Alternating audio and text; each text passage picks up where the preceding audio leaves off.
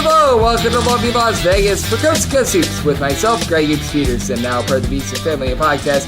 We've got a tremendous podcast for you as we go out to the Pacific Northwest in segment number 2. Curtis Rogers, he does an amazing job taking a look at so many different things when it comes to all things in the Pacific Northwest, from baseball as the Seattle Mariners, pre- and post-game host for their official flagship station of 710 Seattle Sports.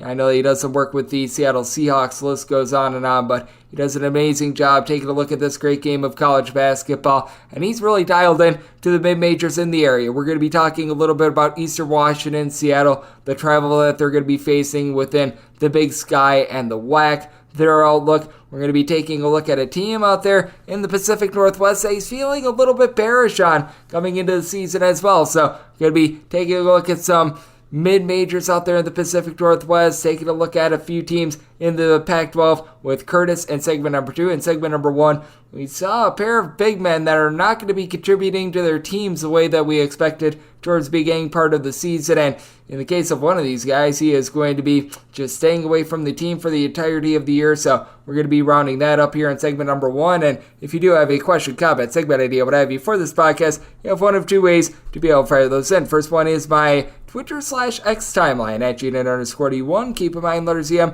Amy does not matter, so as per usual, please do send these into the timeline. The other way is find an Apple Podcast review. If you rate this podcast 5 stars, it is very much appreciated. From there, you are able to fire in whatever you'd like to hear on this podcast via that 5-star review. And let's take a look at what we did get in college basketball on Thursday.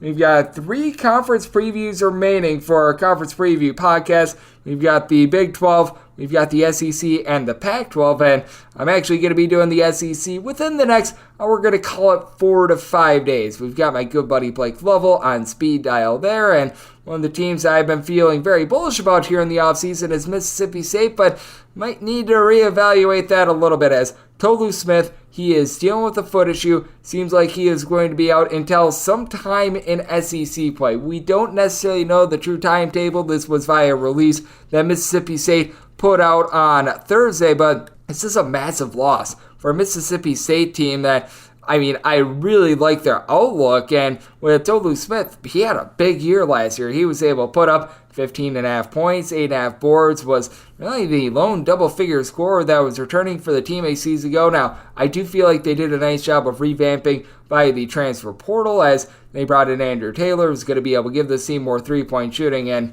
the three-point shooting can't be any worse than it was last year, because out of 363 D1 teams, they were, you guessed it, 363rd. Their freshman Josh Hubbard, I think, is going to be able to help out in the backcourt. But to hold down the fort, you've got 6'8" Jaquan Scott. You got 6'7" DJ Jeffries, who are really going to need to step up for this team. And Tolu Smith, he was really the heart and soul of a team that did a really good job on the glass, was one of the best defensive teams in all of college basketball. And Tolu Smith, he was the heart and soul of that massive loss for Mississippi State, a team that I felt could go from being in the first 4 in the NCAA tournament last year to perhaps being a top 25 team and being a little bit of a sleeper out there in the SEC.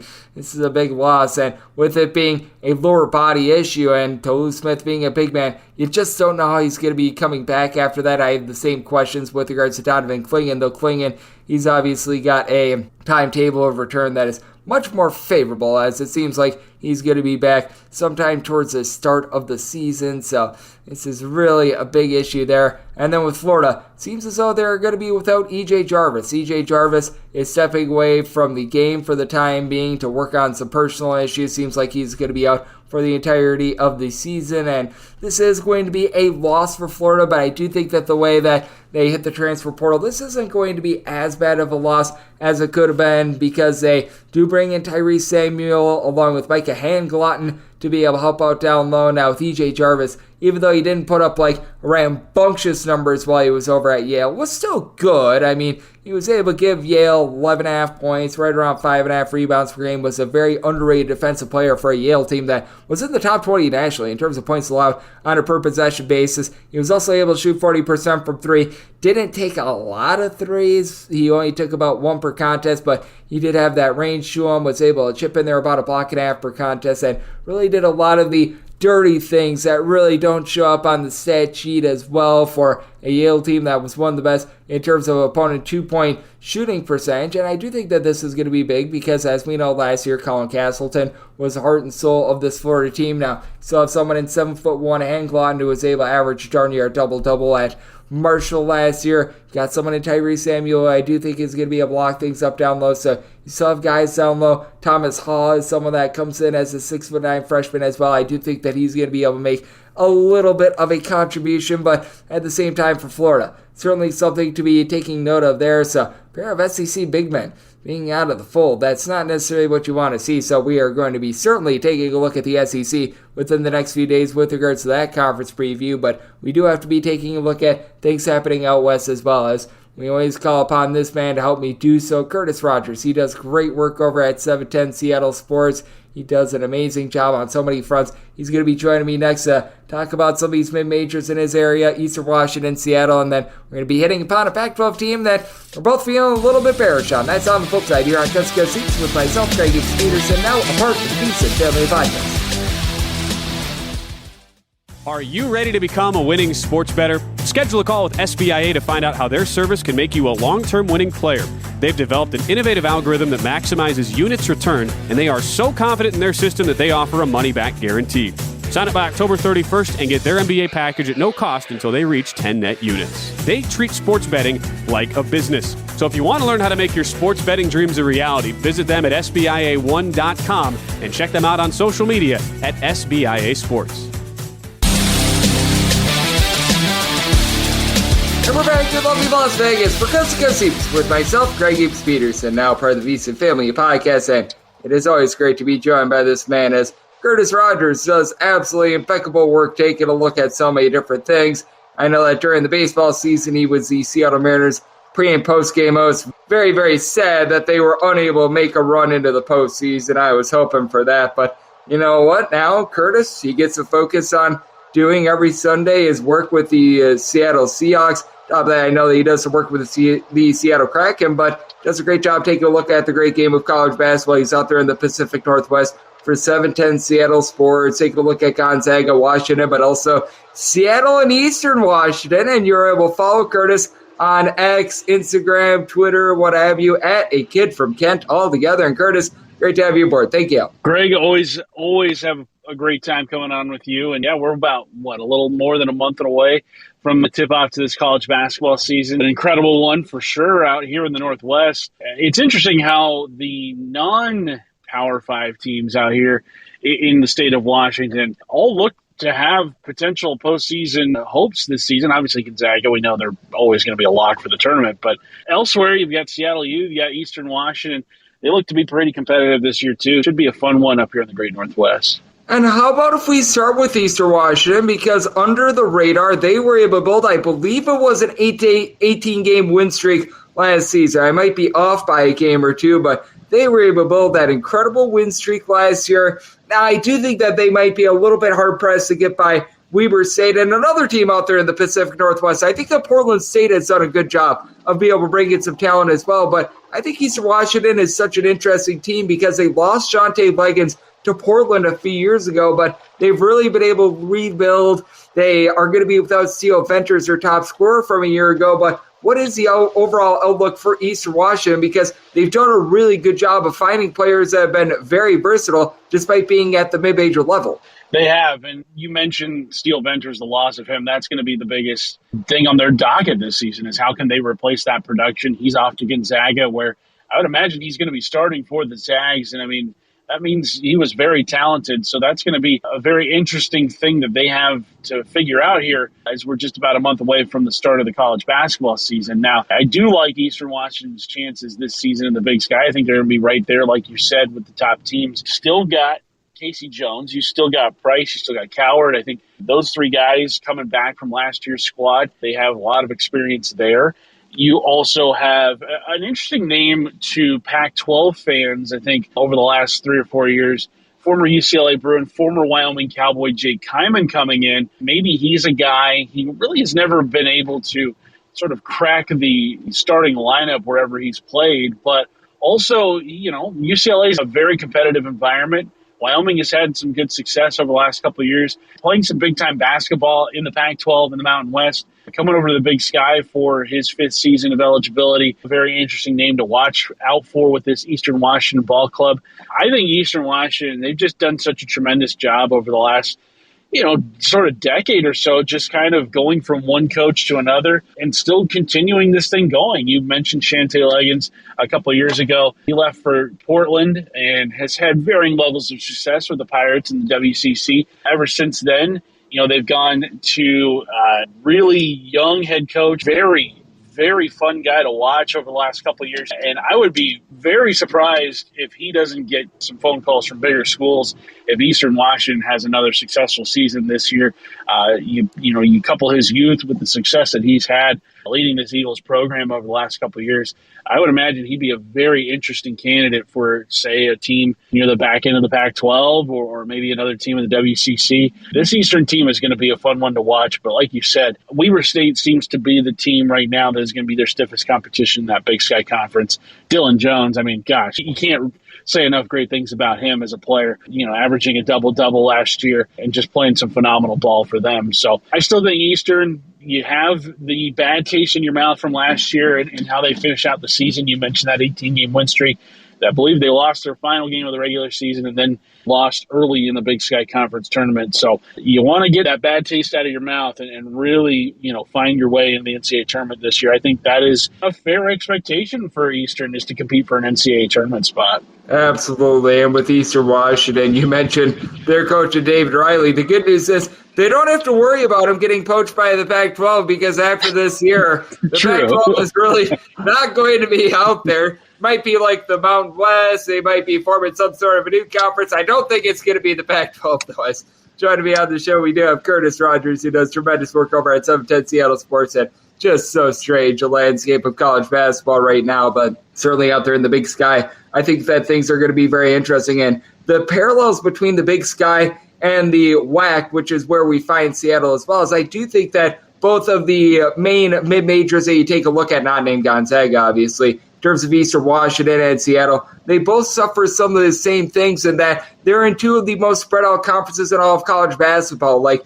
we were just talking about Eastern Washington, they're going to be making road trips this year to the likes of Flagstaff, Arizona, Greeley, Colorado, what have you. And then when it comes to Seattle, they're going to have to go to like Arizona as well. They're going to be having to go to the great state of Texas, what have you. How much do you think this takes a toll really on all those teams out there in the Big Sky and the WAC, and just makes home court advantage of both of the conferences just worth more than it would be in, say, like the Big West, where all these teams, sans Hawaii, are all in the state of California? Yeah, I think that's a really good point you bring up, just kind of the toll it can take. And a lot of these schools also in the non-conference play a very road-heavy schedule. You're not playing many home games in the non-conference because they got to play, some of these games where you're going to a Power 5 school, getting that nice check that they give you, take your L and you go home. But the travel schedule that teams in the WAC have, you're not flying charter flights the way that a lot of these big programs are flying. You're usually flying coach across the country, and you may have a layover somewhere just to get to your destination somewhere in the conference. You mentioned just how spread out the WAC is. If you're playing like Tarleton State, teams like Seattle UR,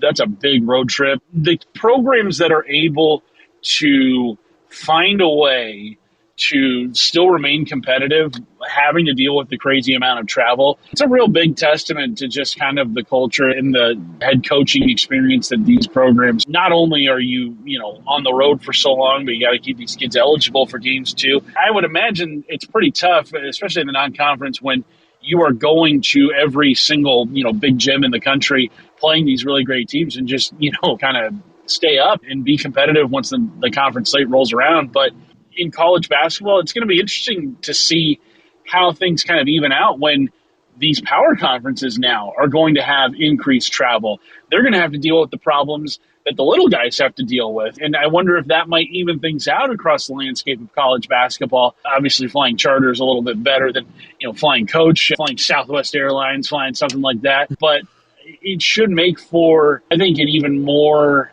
competitive environment in college basketball now that everybody is kind of dealing with the same problems. I'll give a shout out to Southwest Airlines. I've never had issues with them, so credit where credit is due.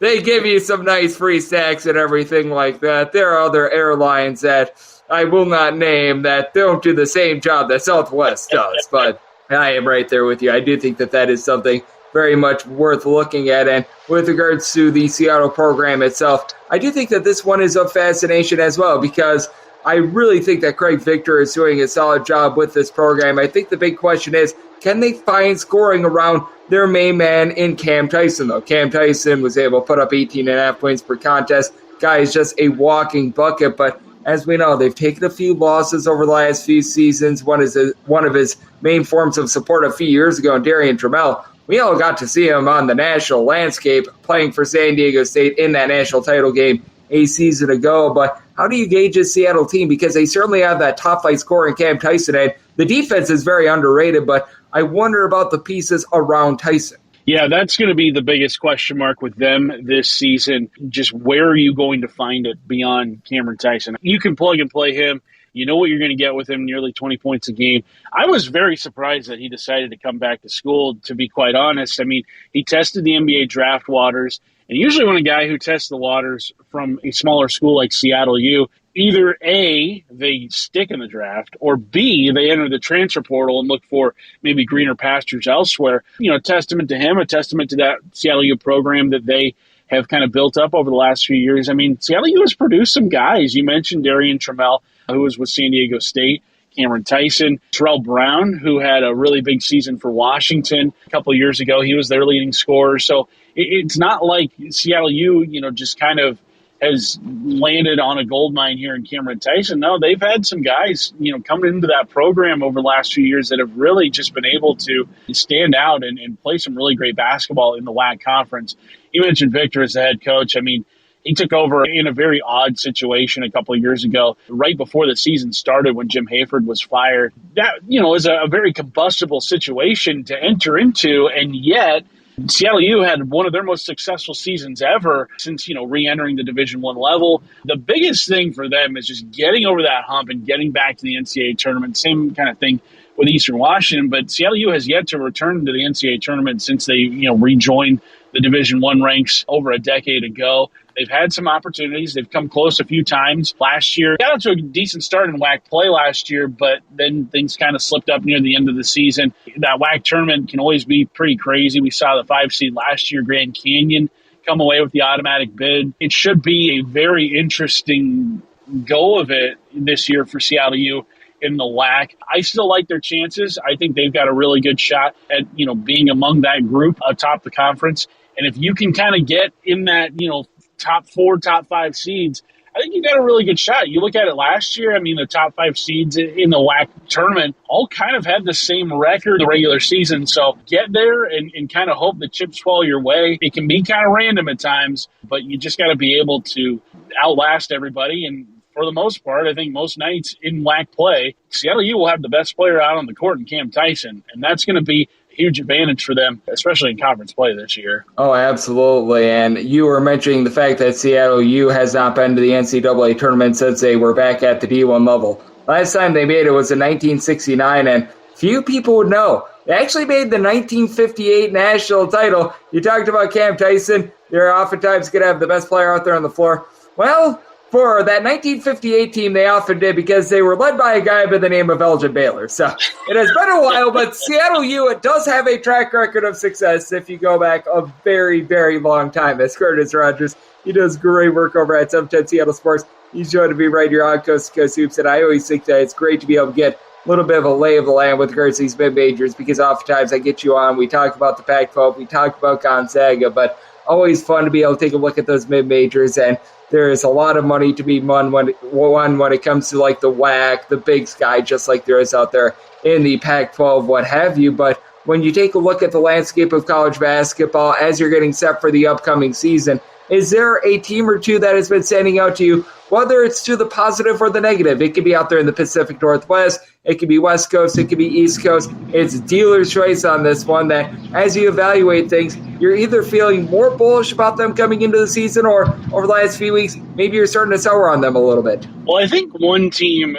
that I am a little hesitant to buy into right now, especially because of what they haven't accomplished, I would say, over the last couple of years, is Oregon. I wonder just kind of what that program is kind of all about right now. I know they've still been able to bring in some really great recruits. Mookie Cook is there this year. They've got some really, big names that have come to the program, but yet they still haven't been able to piece it all together. It's interesting because, and I think we've talked about this in the past, is that Oregon had played the transfer game really prior to anybody else doing so in the world of college basketball, getting a lot of guys from the JUCO ranks where you don't have to sit out a year. At least that was, before the new NCAA rules when it comes to transfers. But now it's interesting how the rest of the college sports world and really the college basketball world has kind of played Oregon's kind of style, or at least have rounded out their roster Oregon's kind of style, are kind of doing it better than the Ducks have done. And so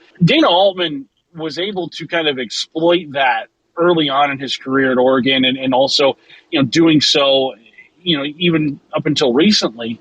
But right now the Ducks are in a spot where they just kind of have to figure out another way outside of, just recruiting, 5-star after 5-star, but you got to find those guys that aren't necessarily at the top of each, recruiting board. You and I, we were in Portland working together during that 2017 Final Four run. Not a lot of those guys were heavily recruited guys coming out of high school. I know Tyler Dorsey was a pretty big recruit coming out of high school. If my memory serves me correctly, like Dylan Brooks wasn't that, kind of heavily recruited guy. Jordan Bell, another kind of guy like that.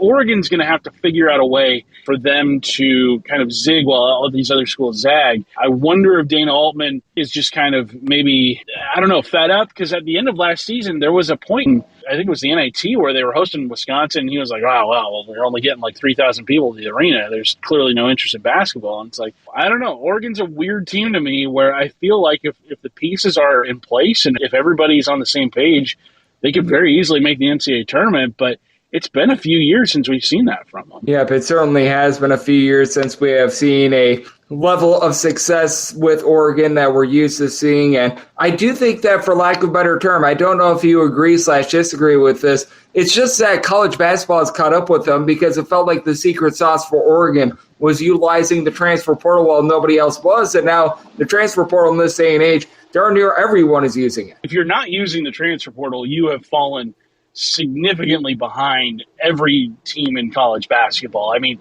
look, Stanford, for example, under Jared Hayes, has not made the NCAA tournament in 8 years, and they're a school that just doesn't really utilize the transfer portal. They'll recruit guys to come to school there, and yet they, for whatever reason, just will not do it. I think part of it has to do with their academic standards and whatnot, but if you are not utilizing the transfer portal, and I know early on it was kind of, this unspoken thing, but you've got to be able to find those guys that are going to come in and give you an instant help this time of year. We talked about Darian Trammell going from Seattle U to San Diego State. There are those guys that playing at smaller level schools that can, be plugged into a starting lineup or can play a significant role off a bench. It's not just a couple schools doing it anymore. It's everybody. And so if you're not involved in the transfer portal, you are falling so far behind in college basketball. You're basically playing an outdated sport at that point. Yep, I'm right there with you. But a man that is always up to date, a man that is always firing all cylinders, keeping up with all the trends, and as a matter of fact, staying ahead of the game, that'd be you, Curtis. You do an amazing job on so many fronts: